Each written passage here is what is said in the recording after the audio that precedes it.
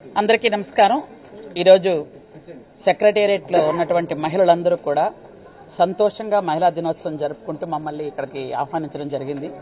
ముఖ్యంగా మహిళల భద్రత, మహిళల భరోసా, మహిళలకి అభివృద్ధి, సంక్షేమం ఇవన్నీ కూడా చంద్రబాబు నాయుడు గారిని చూస్తే ఆటోమేటిక్గా వస్తాయి. మీకు తెలుసా విషయం? ఎందుకనంటే ఆ రోజు నందమూరి తారక రామారావు గారు ఆస్తిలో హక్కిచ్చి మహిళలకు గౌరవ మర్యాదలు కాపాడి విలువ పెంచారు ఆ రోజు. ఈరోజు చంద్రబాబు నాయుడు గారు ఆ తర్వాత వచ్చిన తర్వాత డ్వాక్రా గ్రూపులు పెట్టి మహిళల్ని ఆర్థికంగా ఎదగాలి అని ఒక ప్రోత్సాహాన్ని ఇచ్చి అభివృద్ధిగా సంక్షేమానికి ముందుకు నడుపుతున్నారు. కాబట్టి ఈరోజు అంతర్జాతీయ మహిళా దినోత్సవం జరుపుకోవడానికి మహిళలకి అన్ని రకాలుగా ఈరోజు ఒక ధైర్యం, ఒక సంతోషం, వ్యాపారం చేసుకున్న దగ్గర కానీ, చదువుకున్న దగ్గర కానీ, ఉద్యోగాలు చేసిన దగ్గర కానీ, రాజకీయం చేసిన దగ్గర ఎక్కడైనా సరే మహిళలకు ఒక భద్రత, ఒక గౌరవాలు మిస్ అవుతున్నాయని గత కాలంలో మనం చాలా బాధపడ్డాం.